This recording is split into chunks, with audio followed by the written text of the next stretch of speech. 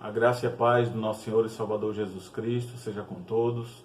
Uma boa noite aos amados irmãos, nesse domingo, o dia do Senhor, onde estamos juntos aqui para adorar o nome do Senhor e Salvador Jesus Cristo. Então eu convido você nesse momento a estar orando juntamente conosco.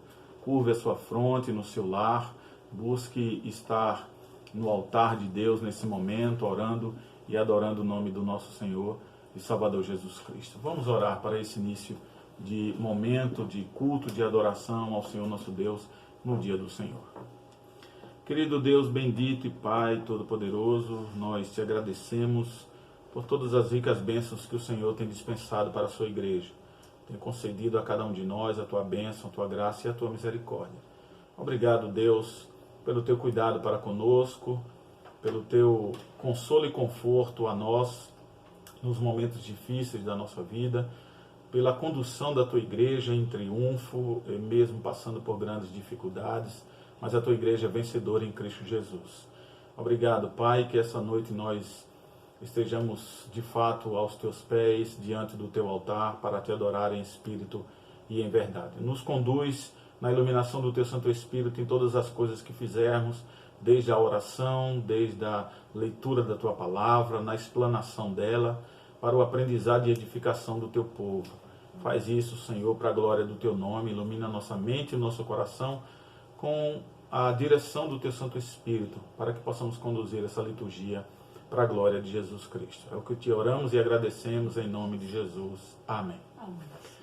Queridos irmãos, eu convido você a, junto conosco, estarmos lendo a palavra de Deus, que se encontra no Salmo de número 46. Então, abra sua Bíblia agora e vamos fazer a leitura da palavra de Deus, que se encontra no Salmo de número 46. Onde esse Salmo é um mestre do canto dos filhos de Coré, em voz de soprano, um cântico maravilhoso acerca da palavra de Deus, acerca de que Deus é nosso refúgio, é nossa fortaleza. Por isso, abra sua Bíblia, Salmo 46, e vamos ouvir a palavra de Deus.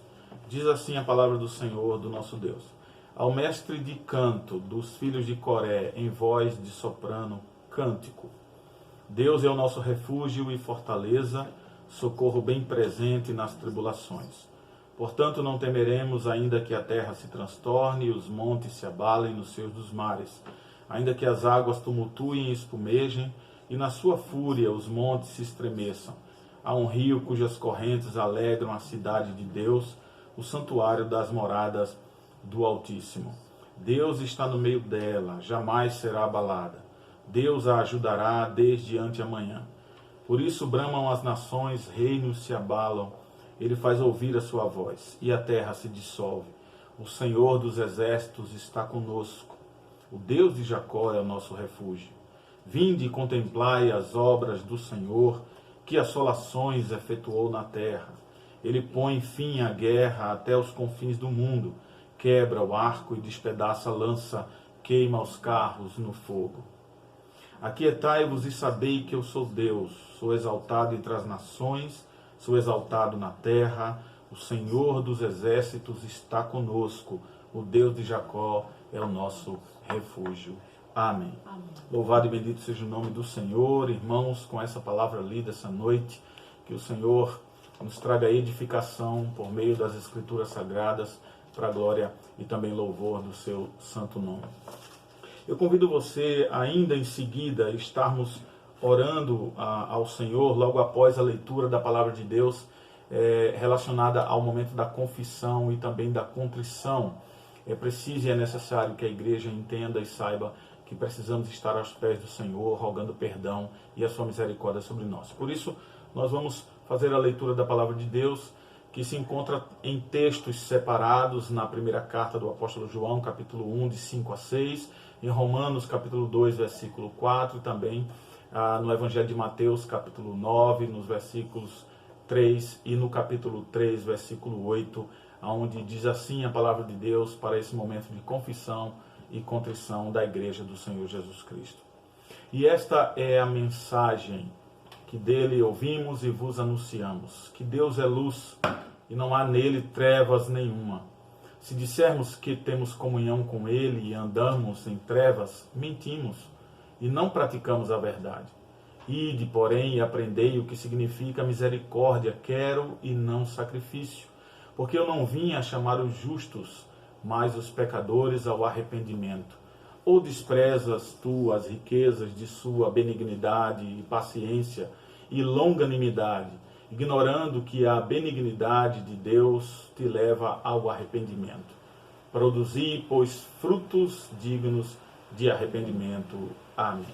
Convido você, meu irmão, minha irmã, por favor, mais uma vez, a baixar a sua fronte e a orarmos ao Senhor para esse momento extremamente importante de confissão e contrição. Oremos.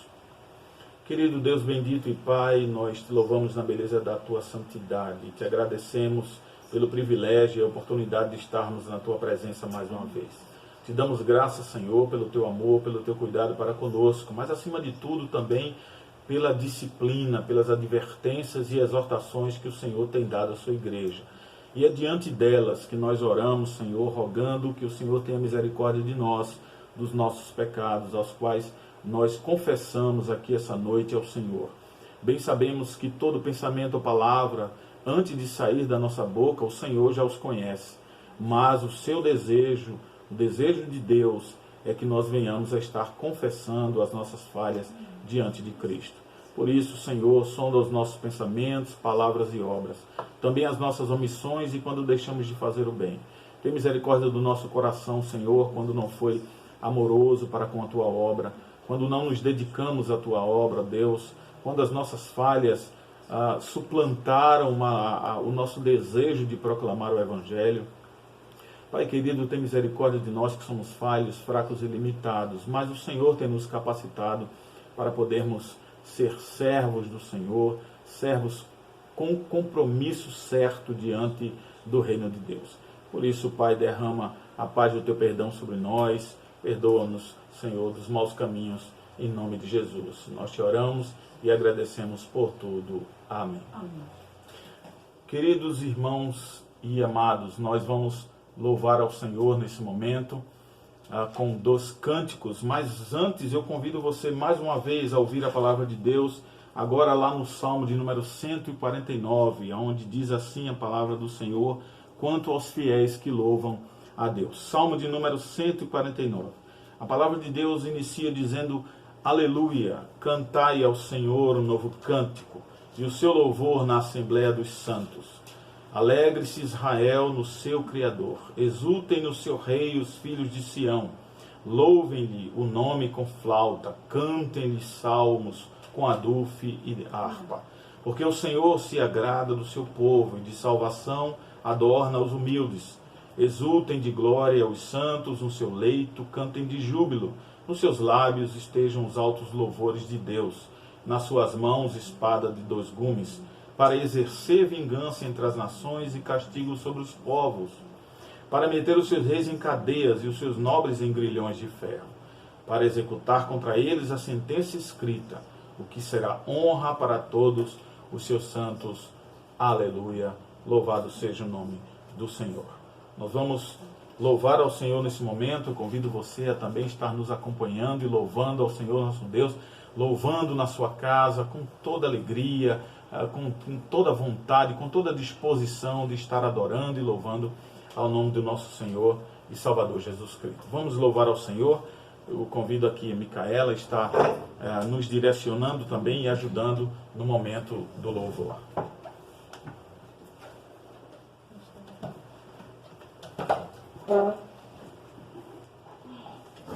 Graças e paz, irmãos.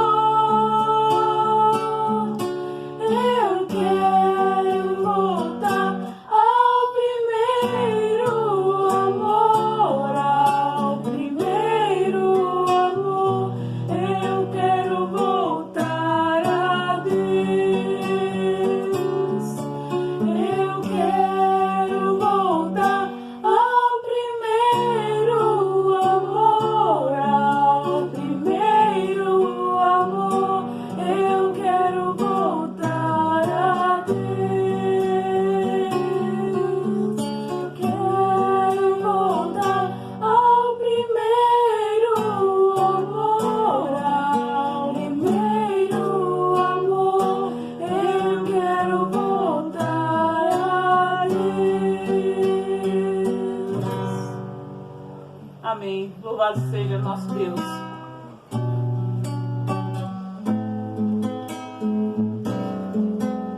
Só Ele é digno de honra, de glória, de louvor e de toda adoração.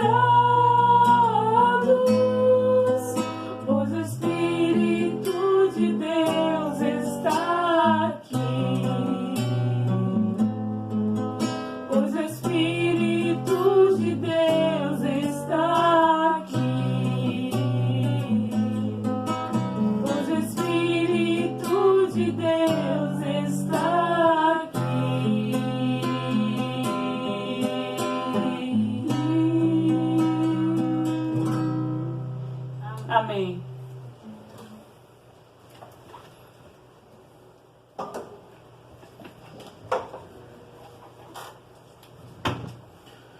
Queridos e amados irmãos, nesse momento nós vamos meditar na palavra do Senhor. Eu convido você a abrir a sua Bíblia na carta de Paulo aos Filipenses, no capítulo 3, e acompanhe a leitura lá no versículo 13 ao versículo 14. Abra comigo aí a carta de Paulo aos Filipenses, no capítulo 3, e vamos meditar na palavra de Deus, no versículo 13 e o versículo 14.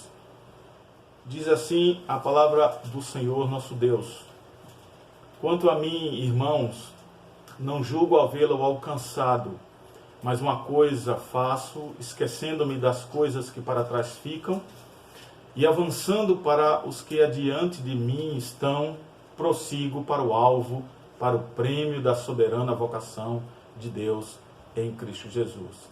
Amém. Que o Senhor nos abençoe na sua palavra lida, que de fato o Senhor receba o desejo do nosso coração de meditar na sua palavra, de buscar a exortação devida conforme a vontade do Senhor e a aplicação prática daquilo que expõe a palavra de Deus para a vida da igreja, para a vida de cada cristão. Vamos orar mais uma vez e vamos rogar ao Senhor que tenha misericórdia de nós e nos ajude na iluminação da sua palavra, quanto ao texto que Paulo escreve aos Filipenses, capítulo 3, nos versículos 13 e 14. Oremos. Querido Deus e Pai bendito, é de grande responsabilidade sempre estarmos na Tua presença, principalmente diante da Tua santa e bendita palavra, na qual bem sabemos que é a boca do Senhor, falando ao coração da igreja, falando ao coração do ser humano. Ó Deus, nos abençoa e perdoa os nossos pecados, nos faz dignos, Senhor, de poder estar proclamando o Teu Evangelho. E nós bem sabemos que isso foi concedido pelo nosso Senhor e Salvador Jesus Cristo, por meio do seu sangue, do seu sacrifício na cruz do Calvário. Mas, Senhor, nós te pedimos que o Senhor ilumine a nossa mente, a fim de estarmos aprimorados, Senhor, a entender e ouvir a voz do Teu Espírito Santo por meio das Escrituras e poder estar assim proclamando o Evangelho da paz, as boas novas de salvação e também aprendendo dele para a glória de Cristo. É o que nós te oramos, agradecemos assim em nome de Jesus. Amém. Queridos e amados irmãos, um texto extremamente conhecido pelos irmãos, pela igreja, e do qual nós queremos explanar essa noite sobre a palavra de Deus, naquilo que ela concerne falar à igreja, falar à nossa vida, a ponto de dentro dessas vidas transformadas, podermos caminhar da melhor maneira possível, numa vida de santidade, numa vida de comprometimento da palavra de Deus, numa vida de compromisso de fato com o reino do Senhor. E nós, diante desse texto no qual lemos agora acerca do que Paulo escreve aos Filipenses, nos lembramos que praticamente todos os dias da nossa vida nós tomamos decisões. E todas essas decisões exigem de nós, de mim, de você, da igreja, no geral, escolhas extremamente importantes. E as decisões da vida nos levam a pensar sobre os nossos princípios, sobre os nossos valores. Muitas vezes essas decisões definem situações que mudam o nosso modo de viver e de julgar as questões que interferem radicalmente, muitas vezes, na realização dos nossos planos, para termos assim dias bem-sucedidos, e também sobre outros momentos da nossa vida em que essas decisões venham a impedir também a realização dos nossos projetos. O apóstolo Paulo, aqui no texto que lemos aos Filipenses, no capítulo 3, versículos 13 e 14, está nos mostrando ele próprio que o apóstolo tomou algumas decisões extremamente importantes, e aqui podemos destacar pelo menos 4 delas, mas certamente o apóstolo teve decisões durante a sua vida de ministério, de missionário, daquele que levava a palavra da salvação aos que precisavam ouvir de Cristo. E ele nos mostra aqui nesse texto decisões importantes, e essas decisões aqui colocadas no texto, elas devem chamar a nossa atenção, elas precisam nos alertar de algumas coisas na nossa vida. Por que deveríamos pensar nessas decisões do apóstolo? Por que devemos prestar atenção a essas decisões do apóstolo, no qual ele usa essas decisões para nos ensinar? Para ensinar a mim, individualmente, a você e também coletivamente, a Igreja de Cristo nos nossos dias. Bom, em primeiro lugar, por que o apóstolo Paulo nos ensina por meio das suas decisões tomadas quando escreve aos Filipenses? Primeiro, porque toda decisão mexe com as nossas vontades, não é? Os nossos desejos, eles são guiados pelas nossas tomadas de decisões a princípio. E o apóstolo Paulo faz isso. E ele nos mostra também não só isso, mas em segundo lugar, que toda decisão, ela exige a solução sobre alguma dificuldade. E em terceiro lugar, o apóstolo Paulo nos mostra que as suas decisões são importantes a serem vistas pela igreja, porque algumas decisões podem determinar o destino da nossa vida e daqueles que estão envolvidos conosco, além dos nossos planos, claro. Por isso, irmãos, essa noite nós queremos partilhar com os irmãos e trazer como tema da nossa mensagem em Cristo Jesus que precisamos tomar importantes decisões. Esse é o nosso tema. A igreja, eu, você, individualmente e coletivamente, precisamos tomar importantes decisões. E isso nos envolve a buscarmos a palavra de Deus a fim de sabermos a boa e agradável vontade do Senhor para a nossa vida, para que possamos tomar as decisões corretas. Portanto, em primeiro lugar aqui, nós precisamos abrir mão de algumas coisas. É o que o apóstolo Paulo destaca no seu texto aos Filipenses, ali nos versos de 5 a 8 do capítulo 3. Ele nos mostra que é preciso abrir mão de algumas coisas. Se você ler o texto, acompanhar aí nas escrituras, você vai ver ele destacando aí, escrevendo aos Filipenses e mostrando a eles, irmãos, é preciso abrir mão de algumas coisas, porque essas decisões são importantes para a nossa vida. Por isso, o apóstolo Paulo abriu mão, por exemplo, da sua posição em sua época. Ele era um homem de origem nobre, ele tinha status, era um israelita nascido da tribo de Benjamim, isso está aí no texto da carta aos Filipenses. Ele tinha sangue hebreu, ele destaca isso no versículo 5. A história da igreja também diz que Paulo era doutor da lei, era membro do Sinédrio. O Sinédrio na época era a Suprema Corte Judaica. ele deixa claro para nós que era um grande orador, poliglota. Paulo falava mais de 3, 4 idiomas, um grande pensador da sua época, formado ali pelas escolas de Tarso, de Atenas e também de Jerusalém. Mas diante dessa posição, diante desse status, Paulo abre mão de tudo isso em relação ao reino de Deus, à vontade do Senhor. Um outro ponto que ele nos traz é que ele abre mão também da sua religiosidade. E uma religiosidade radical, imperativa. Ele era doente quanto à lei, quanto à prescrição da lei e o andar nela. E sendo assim, Paulo se torna cruel, um seguidor do judaísmo nato, um fariseu que se torna perseguidor da igreja de Cristo, é o que ele destaca aí no versículo 6 do texto que você tem aberto. Mas depois há algo que transforma a vida do apóstolo Paulo. Cristo muda o seu coração e agora dá a ele a consciência e a certeza dele ser o principal dos pecadores. Ele também destaca isso numa das suas cartas. E ele se trata assim, ele se considera assim, porque ele blasfemava contra Cristo e ele oprimia a igreja do Senhor. Ele escreve a Timóteo dizendo essas palavras lá em 1 Timóteo 1,13, no qual ele era opressor da igreja do Senhor. E ele precisa abrir mão da sua religiosidade para poder seguir a Cristo e fazer a vontade do Senhor. Um outro ponto interessante, além de abrir mão da sua posição, da sua religiosidade, Paulo também abre mão das suas vantagens, daquilo que ele tinha por direito, da sua comodidade, do seu conforto. Ele abre mão das vantagens que ele tinha e também dos seus lucros. Tudo isso para fazer a vontade de Deus. É o que ele destaca aí no versículo 7 e no versículo 8 do capítulo 3 do nosso texto. E aí nós podemos com isso lançar, por meio das Escrituras, perguntas para a igreja, para mim e para você também. Diante disso, do que Paulo nos coloca até agora, nós já abrimos em algum momento mão de alguma coisa que comprometesse a imagem do reino de Deus ou da igreja de Cristo? Já fizemos isso alguma vez? Já fizemos algo extremamente importante que acabaria por lesar as nossas necessidades em detrimento do amor de Deus? Será que sabemos o que significa abrir mão de confortos, de vantagens, de uma vida talvez de sucesso, de lucros, para agradar a Deus e engrandecer e fazer crescer o seu reino e proclamar as boas novas do Evangelho?